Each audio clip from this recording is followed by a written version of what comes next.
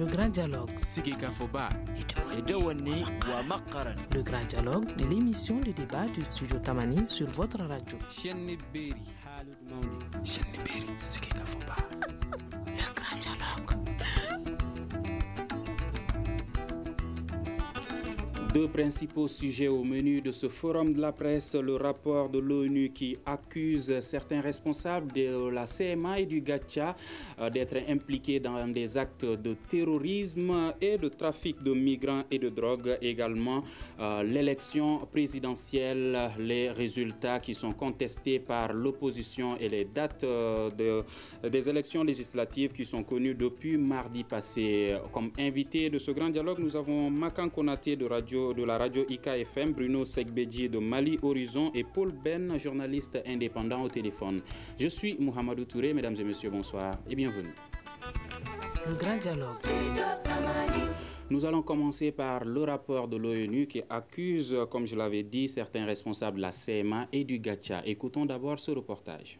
Pour les responsables de la coalition du peuple de la Zawar CPA, mouvement cité dans le rapport, cette déclaration discrédite les efforts inlassables que leur organisation effectue dans le domaine du maintien de la paix, de la sécurité et de la réconciliation nationale. Selon eux, les experts des Nations Unies ont produit leurs documents sur la base des informations contraires à la réalité sur le terrain. Mohamed Ousmane Ag Mohamedoun, président de la CPA. Cela est faux et même impossible. Et ça me fait même rire. La CPA, c'est l'un des rares mouvements qui a transporté même souvent des éléments des des gendarmes qui amènent des urnes avec de l'administration dans les chefs de cette. Comme un mouvement politico-militaire qui est né de la souffrance de nos populations et qui est né pour empêcher à nos populations d'être embarquées dans des agendas de criminalité. La CPA, c'est l'un des rares mouvements qui n'a pas quelqu'un dans le narcotrafic, dans la drogue, dans la criminalité, dans le trafic d'humains, et qui n'a pas une histoire dans le terrorisme. Du côté de la CEMA, ce sont certains membres du Haut Conseil pour l'unité de la Zawar ACIA qui sont accusés dans les rapports de contrôler le passage des migrants à Talhandak,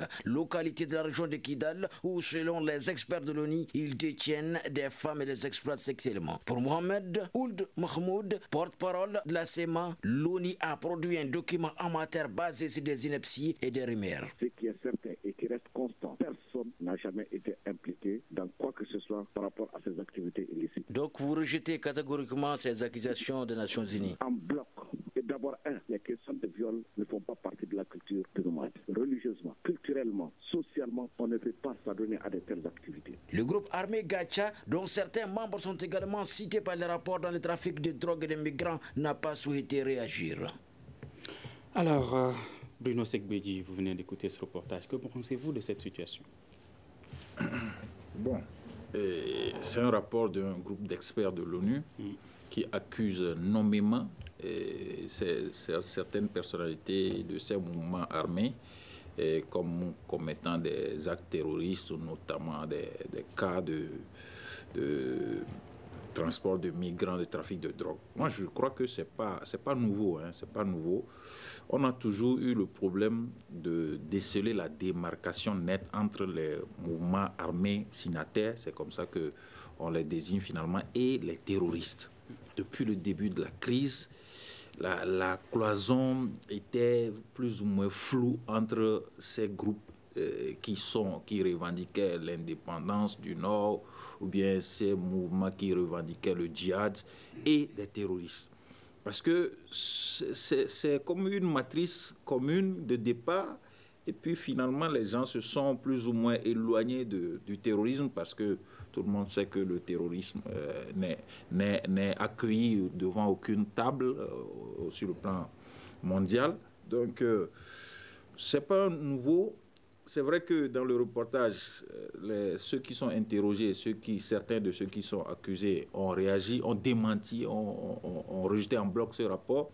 Mais seulement, je ne vois pas, ils n'arrivent pas, ces gens-là ne prouvent pas non plus aucune accointance entre eux et les terroristes. Soit ils les accompagnent ou ils laissent faire. Il y a un qui disait qu'ils ont transporté même les urnes gouvernementales pour favoriser les élections, mais il se trouve que aux yeux de la communauté internationale, aux yeux de l'opinion en général, la majorité des observateurs quand même, il y a trop de liens, il y a trop de proximité.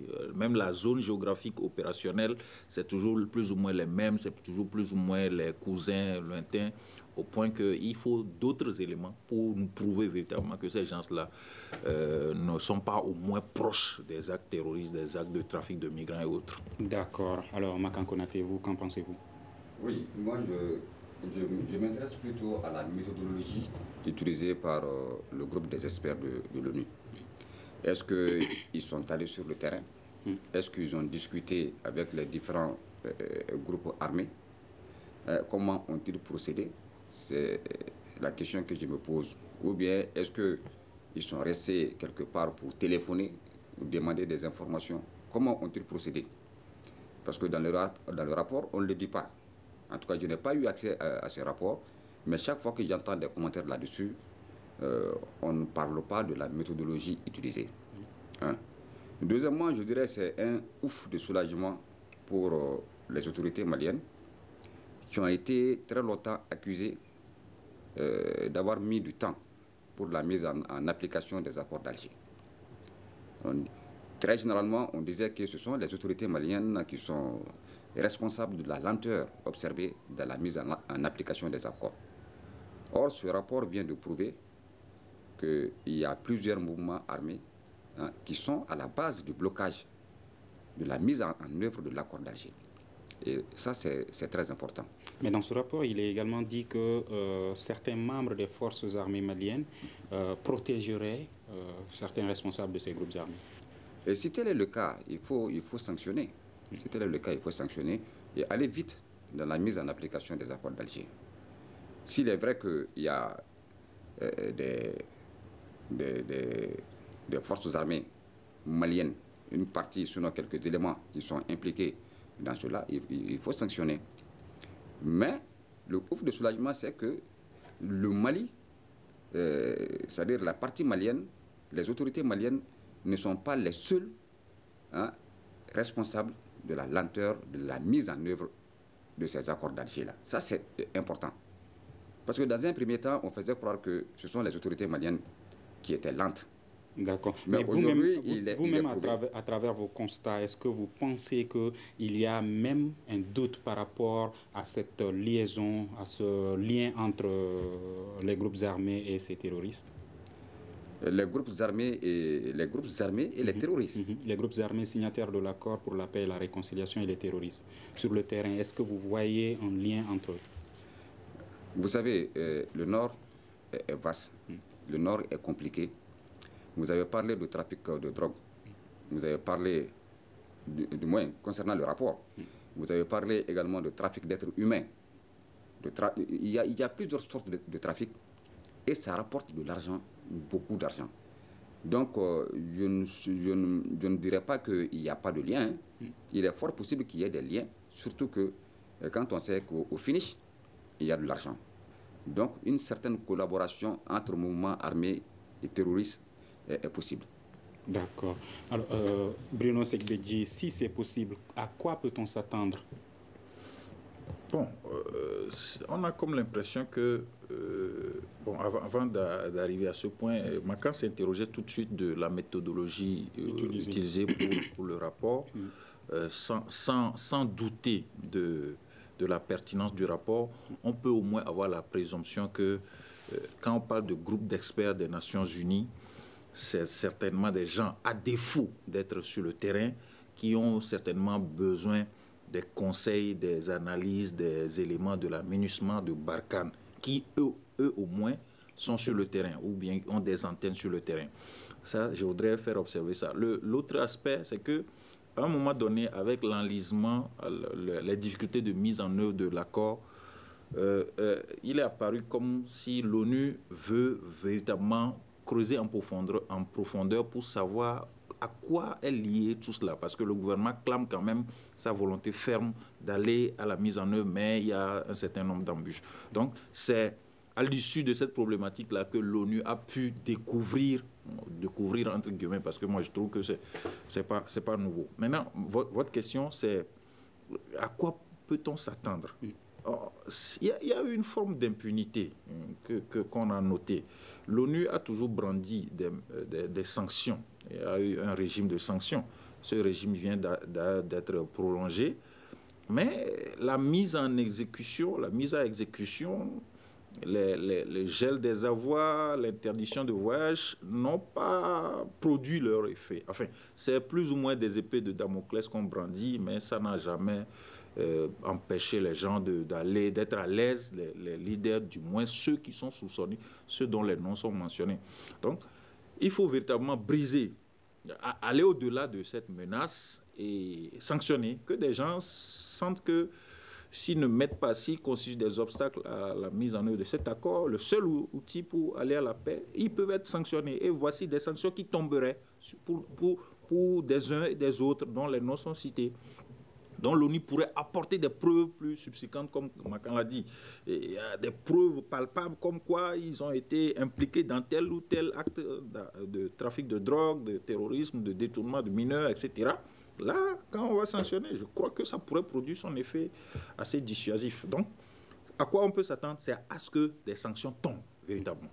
Est-ce que ça ne pose pas la question du désarmement, du processus de DDR également? Pourquoi les groupes armés ne sont toujours pas désarmés? Tout cela est lié. Si c'est des acteurs qui trouvent leur compte dans les trafics, les trafiquants, on comprend que c'est quasiment leur équipement que d'être armés. Donc, et le processus de mise en œuvre de l'accord et son étape cruciale qui est le désarmement, tout cela, c'est en retard. Et donc, l'amunissement Barkhane et les autres dispositifs de l'accord pourraient être accélérés et les gens là devraient être désarmés depuis. D'accord. Alors, Paul Ben est au téléphone. Paul Ben, vous êtes journaliste indépendant, vous êtes à Ménaka. Comment la population de Ménaka perçoit cette information concernant le rapport de l'ONU qui accuse certains responsables des groupes armés? Bonsoir à Studio Tamani et aux auditeurs. L'information est tombée ici à Ménaka comme un peu partout au Mali avec beaucoup de mois de stupéfaction. Les réactions sont timides pour l'instant parce que, comme je le dis toujours, Ménaka a un autre agenda, a d'autres soucis, surtout le souci sécuritaire. On essaye depuis 2016 de faire les patrouilles conjointes avec tous les groupes armés. Au départ, il y avait certains qui étaient réticents. Maintenant, tout le monde met la main à la pâte, notamment la CMA, la plateforme et le MSA.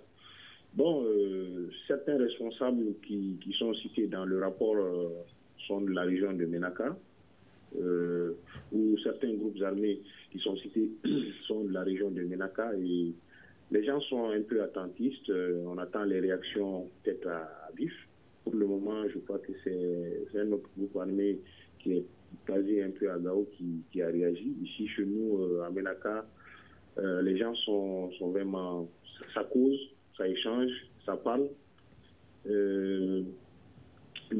ce qui est dans l'actualité ici, c'est les récentes opérations que Barkhane a menées au niveau de Ifo-Karetan, c'est-à-dire vers la frontière. D'accord, on va parler de ça tout de suite. Mais déjà, vous êtes à Ménaka. Est-ce que vous avez constaté un lien entre les groupes armés et les terroristes?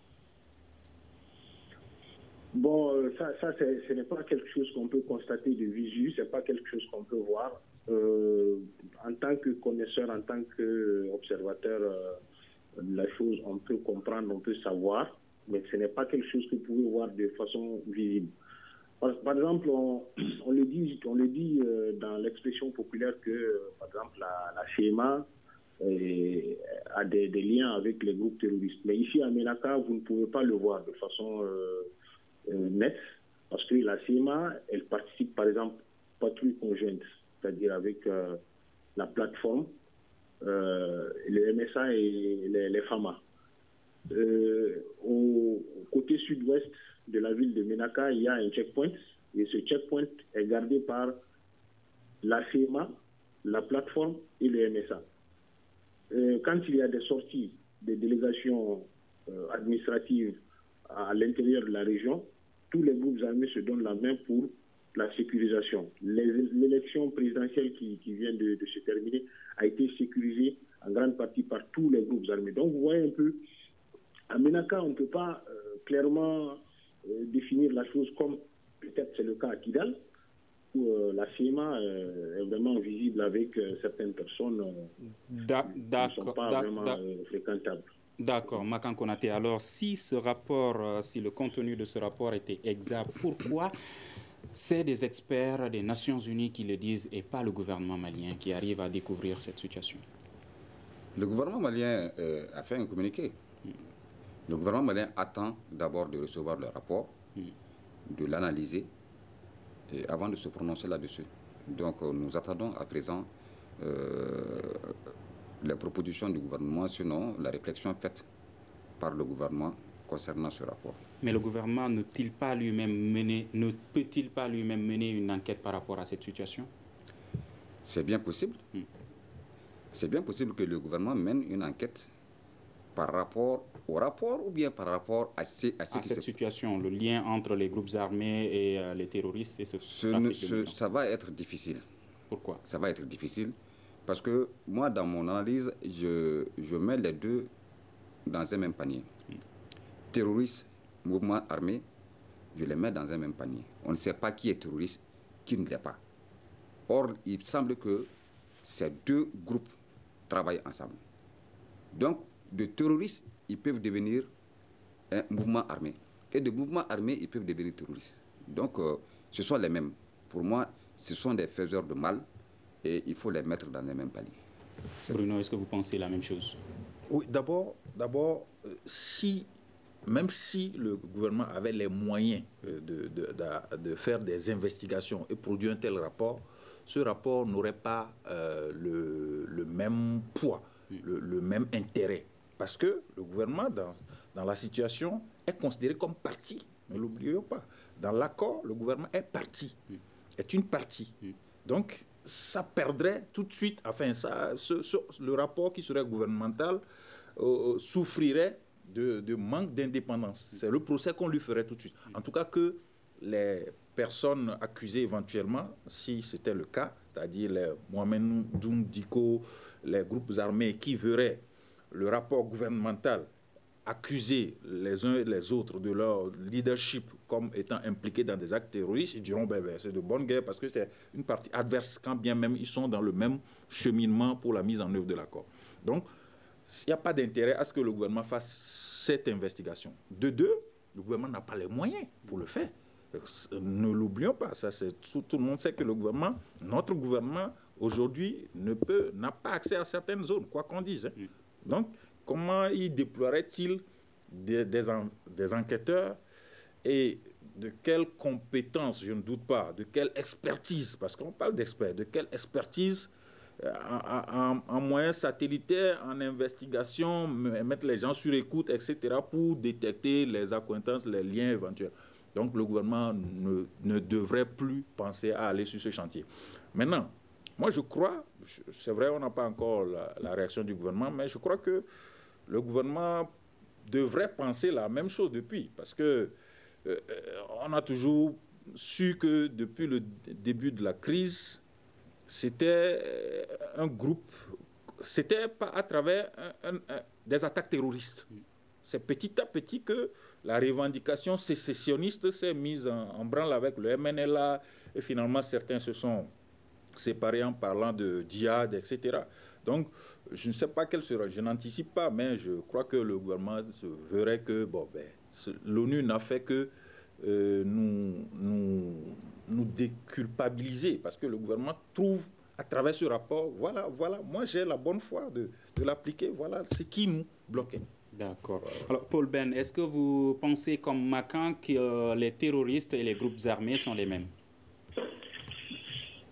Bon, je ne vais pas aller généraliser la chose jusqu'à ce point, comme Makan, parce que bon, j'ai la chance quand même d'être sur le terrain et de pouvoir faire un peu la différence, de faire la différence entre terroristes et groupes armés. Je parle spécifiquement de la région dans laquelle je suis, c'est-à-dire Ménaka, où nous avons une forte présence des groupes terroristes et où nous avons, disons, plus de groupes armés que les autres, parce que les autres, c'est la CMA, la plateforme, mais nous avons le MSA ici. D'accord. À Ménaka, quelle est la différence entre un groupe armé signataire de l'accord pour la paix et un terroriste? Puisque Makan pense qu'ils sont les mêmes. Voilà, j'en venais tout de suite. Nous, par exemple, ici à Ménaka, on a constaté au mois de mars dernier un large mouvement des populations qui ne voulaient pas se mêler aux terroristes. Et la zone où les terroristes sont vraiment basés, on la connaît. C'est là-bas où Barkhane a bombardé en début de semaine. On sait très bien où ils sont. Maintenant, aujourd'hui, dans la région de Ménaka, on demande à tous les groupes armés, parce que les terroristes, c'est aussi des groupes armés, on demande aux groupes armés de venir lutter contre le terrorisme, participer à la sécurisation. Le problème qu'on a à Ménaka, justement, c'est ces terroristes qui sont en dehors. C'est eux qui essayent de faire des incursions et ils sont capables aussi bien de combattre contre l'armée et contre les groupes armés signataires et non signataires. Parce que nous avons aussi un groupe armé qui n'est pas signataire de l'accord, mais qui œuvre quand même pour la sécurité, la cohésion sociale, c'est-à-dire le MSA. On a le MSA 1 et le MSA. Et nous avons cet aspect ici à Ménaka. Et les gens qui ne sont vraiment ni pour le développement, ni pour la sécurité, ni pour la cohésion sociale, ça c'est les terroristes. Et on sait où ils sont, on sait qui ils sont. Ils ont peut-être dans les groupes armés ou en ville des complices, des complicités, ça on ne peut pas le nier, mais ils se démarquent de façon nette avec les groupes armés. D'accord, qu'on cite dans l'accord. D'accord, Makan Konaté, vu que les groupes armés qui sont signataires se sont déjà engagés pour la paix au Mali et ce n'est pas le cas avec les terroristes, comment vous pouvez faire une comparaison entre les deux? Entre les groupes armés et... Oui, vu que les groupes armés déjà se sont engagés pour la paix dans le pays, alors que ce n'est pas le cas avec les terroristes. Mais vous pensez tout de même qu'ils sont les mêmes? Je maintiens ma position. Vous savez, ces gens-là, ils sont... Pourquoi vous pensez qu'ils sont les mêmes? Ils communiquent entre eux. Ils communiquent entre eux. Certains se font terroristes, d'autres se font mouvements armés. Mais en réalité, ces deux groupes, ces différents groupes-là, communiquent entre eux. Ils savent réellement ce qui se passe. Vous allez vous occuper de ça, nous allons nous occuper de ça, etc. etc.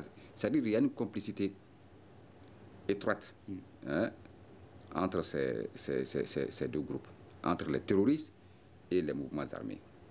Je suis terroriste aujourd'hui, demain je peux devenir un membre d'un mouvement armé. Donc, et puis j'ai toujours dit, le finish de cette affaire-là, c'est que ces gens ils ne savent pas travailler, ils ne connaissent que le combat. Ils ne connaissent que le combat, la terreur, et c'est la raison pour laquelle ils ont pris les armes. Vous voyez? Donc, et au finish de tout ça, c'est quoi? C'est l'argent. C'est pourquoi il y a le trafic de drogue, c'est pourquoi il y a le trafic humain, et pour souvent assouvir leurs désirs sexuels, ils violent les pauvres femmes, etc. C'est leur vie.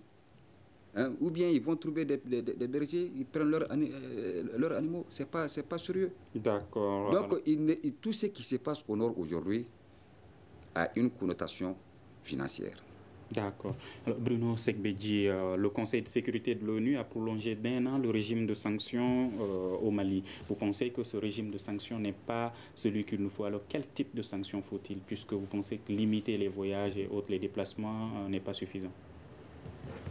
Ces sanctions ne sont pas suffisantes parce que d'abord, on n'a pas, enfin, je peux me tromper, on n'a pas assisté à la mise à exécution de ces sanctions concrètement. Je n'ai pas encore vu des ex-chefs rebelles, comme on les appelle, voir leur compte gelé, interdit de voyage. Je n'ai pas encore, c'est possible, mais je n'ai pas encore vu ça. C'est des gens qui ont pignon sur rue dans les hôtels en Occident et ailleurs. Donc, la prolongation de ce régime de sanctions devrait viser à concrétiser d'abord qu'il y ait des cas concrets où des gens, parce que dénoncés dans des rapports, parce que à travers une procédure d'enquête et investigation concrète, on a établi noir sur blanc des preuves de leur implication dans des actes terroristes et dans des actes de blocage, de sabotage du processus de mise en œuvre de l'accord, que ces gens-là soient frappés par des mandats d'arrêt ou qu'on sente que les sanctions sont en œuvre véritablement. C'est après cela que ça pourrait être étendu pour 1 an, pour 2 ans, et là, certainement qu'on ressentirait les effets quand les gens sauront qu'ils sont sous contrôle international et à moindre fait et geste, si on dénonce une complicité quelconque, comme Magan le disait tout de suite, si on établit une complicité quelconque entre eux et des jeunes kamikazes qui se seraient éclatés avec des explosifs, des ceintures explosives, etc., qu'on les sanctionne, qu'on les interdise d'être à Paris, d'être à Washington, etc., ça devrait produire nécessairement une réduction de ces actes. Donc, la prolonger sur la durée, c'est bien, mais j'allais dire criminaliser davantage, serrer les taux davantage pour qu'on voit des gens sanctionnés véritablement. D'accord. 30 secondes, allez-y. En 30 secondes. Je voudrais dire que, c'est-à-dire la solution au niveau de cette crise-là au nord, c'est qu'il faut mater.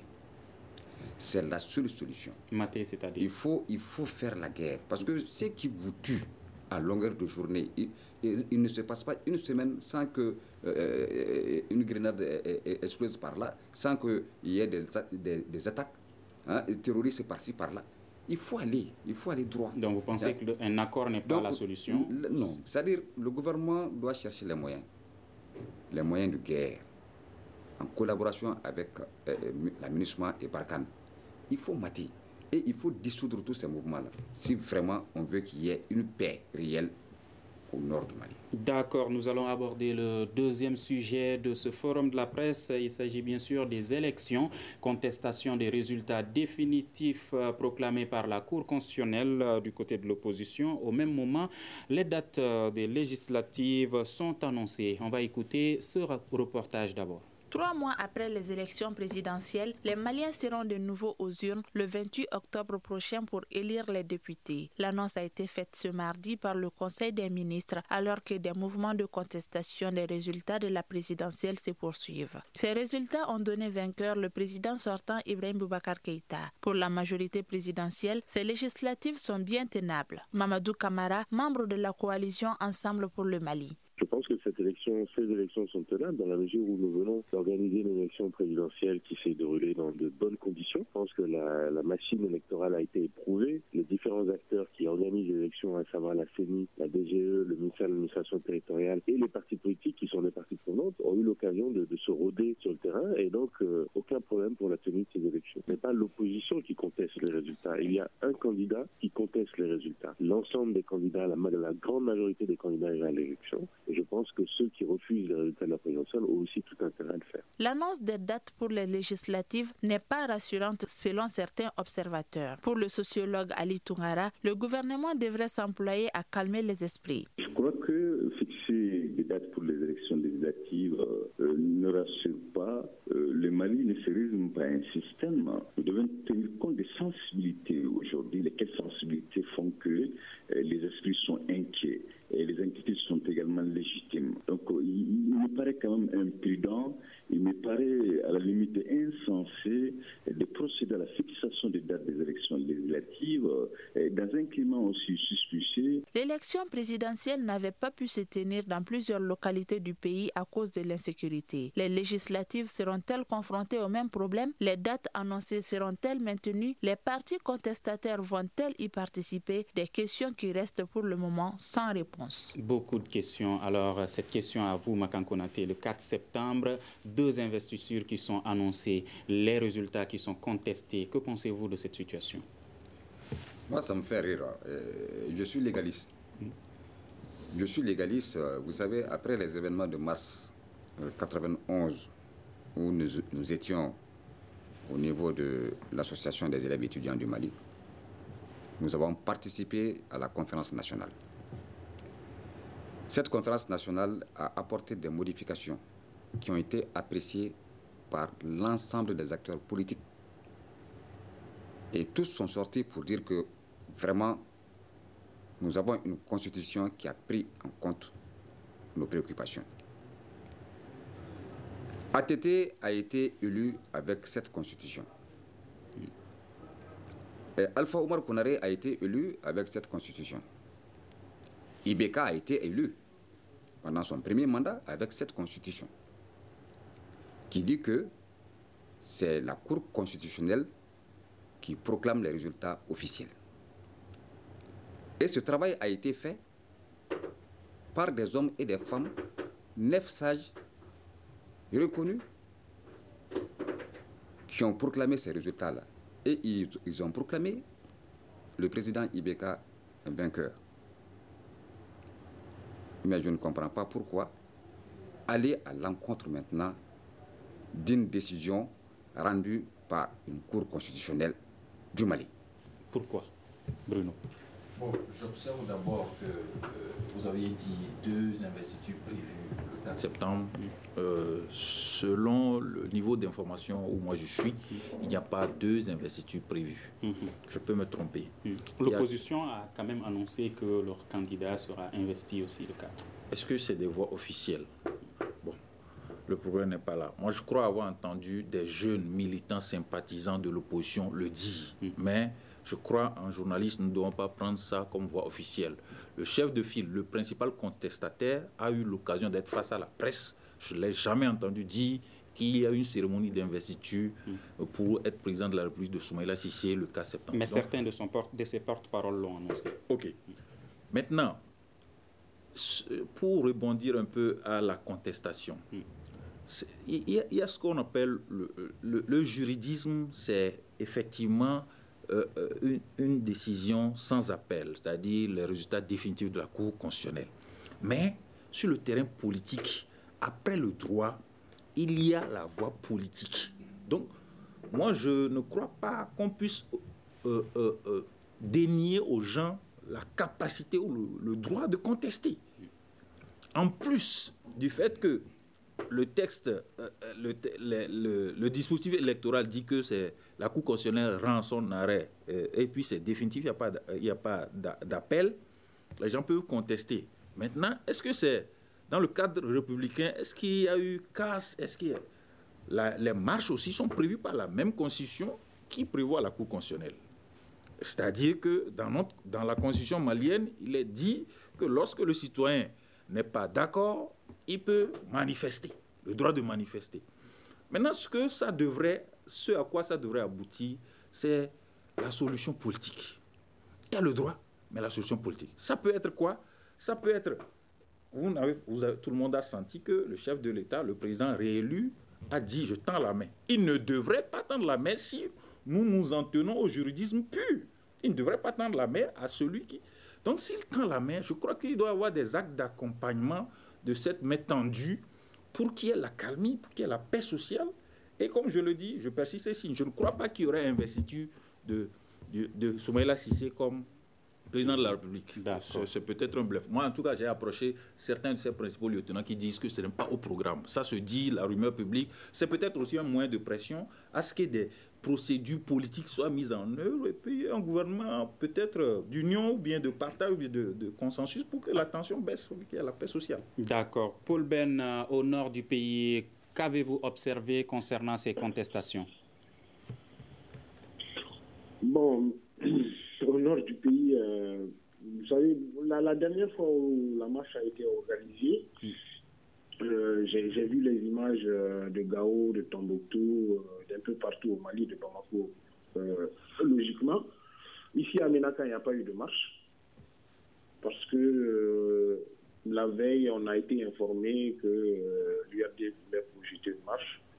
Bon, on a demandé si la marche était autorisée, on a dit que la marche n'est pas autorisée. Donc, les forces de défense et de sécurité ont fait leur boulot, quoi. Donc, il n'y a pas eu de marche. Il n'y a pas eu de heure, il n'y a pas eu de marche. À part cela, Ménaka a voté largement pour Ibeka. Mais je n'ai pas vu, je ne vois pas un brin de contestation commencer ici. Mais on suit les événements de Bamako. Comme tout le monde, on suit les événements de Bamako. Ça se discute, mais tout le monde a le langage de l'apaisement, du calme. de dire que vraiment on ne veut plus les troubles qu'on a eus en 2012, qu'on ne veut plus les avoir. Maintenant, je rejoins un peu Bruno dans sa réflexion qui dit que de façon officielle, on n'a pas entendu qu'il y a une deuxième investiture le 4 septembre, de façon officielle. Je connais les militants de l'URD qui sont ici à Ménaka et avec qui j'ai échangé. Bon, ils me disent que ça, c'est les frustrations politiciennes. Hein. Mais réellement, il n'y a pas une loi officielle. Et quand on dit que les porte-paroles de Soumaïla Cissé l'ont dit, moi, je vais rappeler seulement que lors du deuxième tour, on a vu des candidats de l'opposition qui n'ont pas donné de mot d'ordre de vote, mais on a vu que leurs porte-paroles ont organisé des rencontres publiques pour dire de voter IBK. Donc, vous voyez qu'il y a une dissonance dans les camps de l'opposition, dans certains partis de l'opposition depuis longtemps. Mais je crois qu'officiellement, comme Bruno l'a dit, on n'a pas illustré le deuxième investiture. D'accord. Mais face à cette situation, est-ce qu'on peut s'attendre à un gouvernement d'union nationale? Bon, écoutez, IBK a tendu la main. Il a tendu la main à toutes les filles, à tous les fils du pays. Je sais que politiquement, ça va être difficile parce que la pilule est très amère, mais très difficile à avaler. L'opposition pensait... Bon, l'opposition, je parle de l'opposition. L'opposition pensait cette fois-ci que c'était son tour, mais elle a été fissurée dès le verdict du premier tour. On l'a vu, il y a beaucoup de gens qui ont lâché sous nous en cours de route. C'était prévisible. Mais je ne sais pas si ce gouvernement d'union nationale que vous venez d'évoquer va avoir lieu. Mais bon, on est au Mali, hein, tout est possible. Hein, nous sommes tous des Maliens et la marmite est le bout, mais elle ne se verse jamais, quoi. Je crois qu'on va finir par s'entendre et puis travailler pour le développement de ce pays. D'accord. C'est ce que j'espère. Makan Konaté, faut-il craindre une crise post-électorale? Mais nous sommes déjà dedans. Je voudrais rebondir un peu sur ce que Paul vient de dire par rapport à ce gouvernement d'union nationale. C'est bien possible. C'est bien possible, seulement que Soumaïla a commis, je dirais, une erreur qui n'a pas été appréciée du tout par certains cadres de son parti. Le fait d'aller choisir le président d'un autre parti politique et de l'amener comme directeur de campagne, alors que tu pouvais choisir parmi tes cadres, ça a créé vraiment un problème. Mais ce gouvernement d'union est possible. Et tel que je connais le président, je l'ai connu, ça fait très longtemps, mais je ne crois pas qu'il va accepter encore que ceux qui ont accompagné Soumaïla pendant cette période-là se retrouvent encore dans ce même gouvernement. Peut-être avec de nouvelles têtes, c'est possible, mais pas avec des gens comme les Tchébilin Dramé, les Choguel Koukala Maïga, les Maîtres Montakatal, ce ne sera plus possible. Ils ont atteint pratiquement, je crois, leur retraite politique. Dans les 5 années à venir, ce ne sera plus possible. C'est la jeunesse qui viendra. D'accord. Bruno, pensez-vous comme Makan que nous sommes déjà dans une crise post-électorale?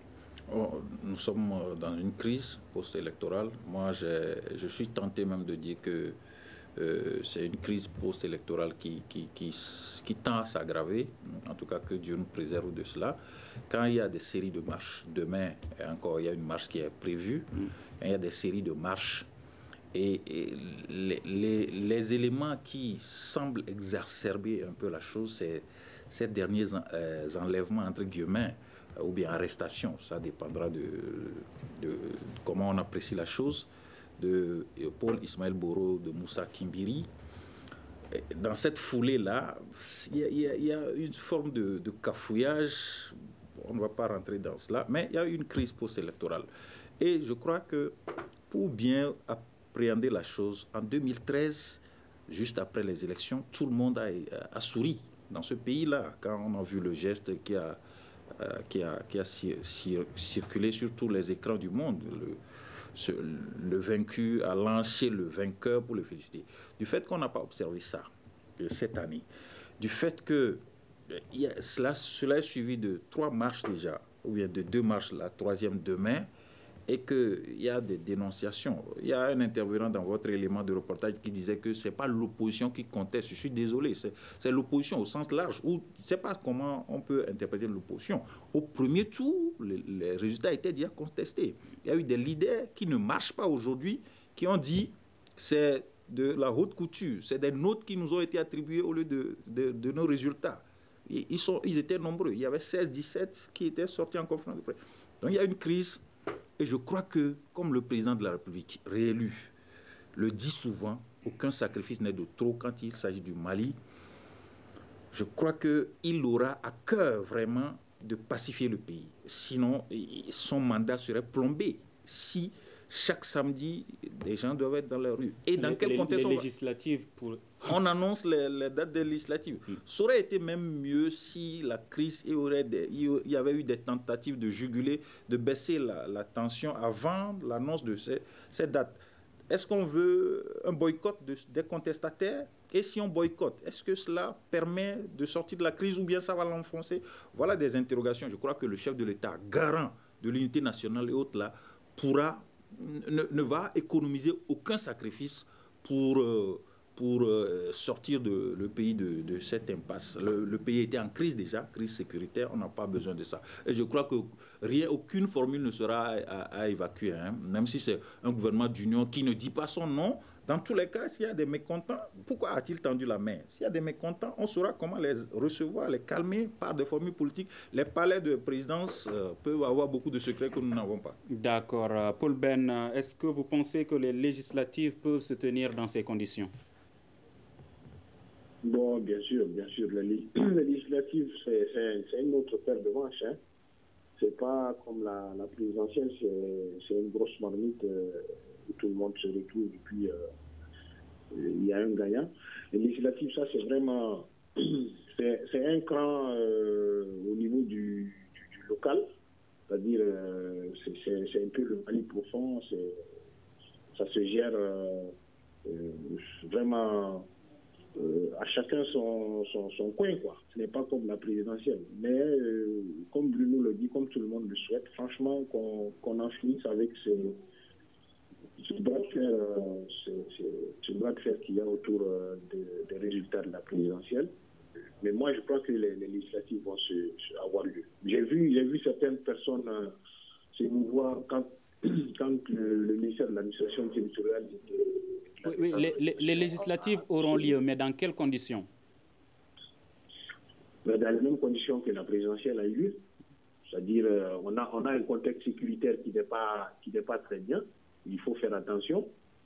Mais il y a des hommes et des femmes engagés qui veulent que ces législatives soient... Parce que vous savez, on a organisé la présidentielle, ça nous a permis de ne pas aller dans le grand saut dans le vide, hein, dans l'impasse.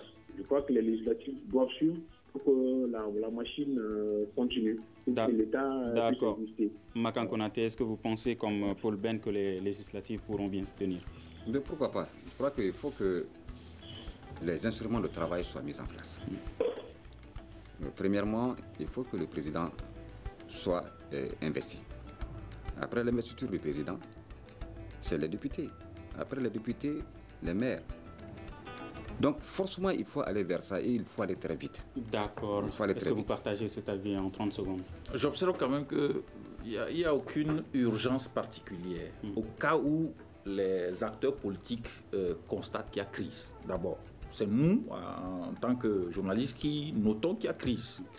Maintenant, si les acteurs politiques majeurs constatent qu'il y a crise, il n'y a donc aucune urgence à aller dans ces conditions de crise aux législatives. Parce que pour le président de la République, comme Paul le disait, c'est le peuple, c'est la nation face à une personnalité.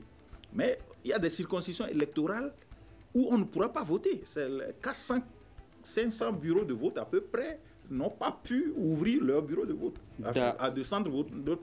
Comment on peut élire des députés dans Koro, dans Douanza, dans Tenenkou, Youarou, etc. la question se pose. D'accord, et c'est ce qui met fin à ce forum de la presse. Merci à nos invités Makan Konaté de la radio IKFM, Bruno Segbedji de Mali Horizon et Paul Ben, journaliste indépendant. Débat réalisé par la rédaction de Studio Tamani, mise en onde assurée par Seydou Ndaw. À la régie vidéo Nouhoum Djire, je suis Mohamedou Touré. À lundi prochain pour un prochain numéro du Grand Dialogue de Studio Tamani. Merci. Le Grand Dialogue. Le Grand Dialogue de l'émission de débat du Studio Tamani sur votre radio.